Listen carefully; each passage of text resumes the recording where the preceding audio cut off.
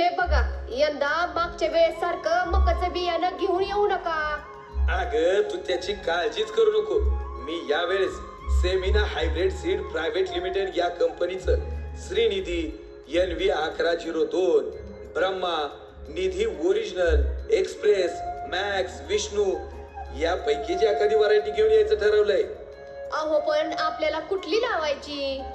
आपण यावेळेस श्रीनिधी हाच वाण लावूयात बघ. का पण? अग गडद नारंगी रंग, अधिक दाण्यांची संख्या, उत्तम रोग प्रतिकारक शक्ती असलेला हे वाण आहे. अहो पण उत्पादन किती देतो? अग सहजच 40-45 क्विंटल उत्पादन मिळतंय. बया भारीच आहे की. आपण आपल्या रानात श्रीनिधीच लावूया. आणि हे बघ, आपण शेतकरी आहोत, त्यामुळे आपल्या दारात आहेत 4 दानवार. अहो त्यासाठी टाकू की साधी मका? अगं जनावरांना चांगलं खाया घातलं तर चांगलं दूध देत्याल. लय आला मोठं शान.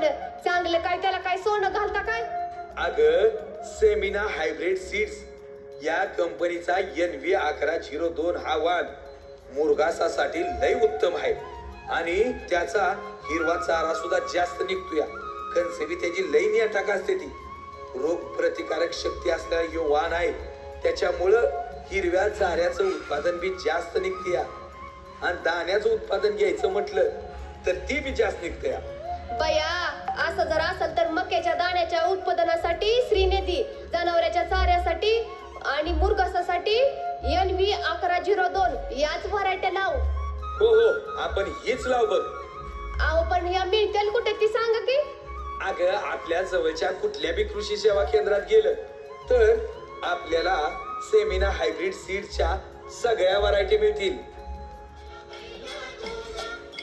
शेतकरी दादा र मोठला बैल दोन तुझं शेती मायाचं गाण मी गातोय आनंदान.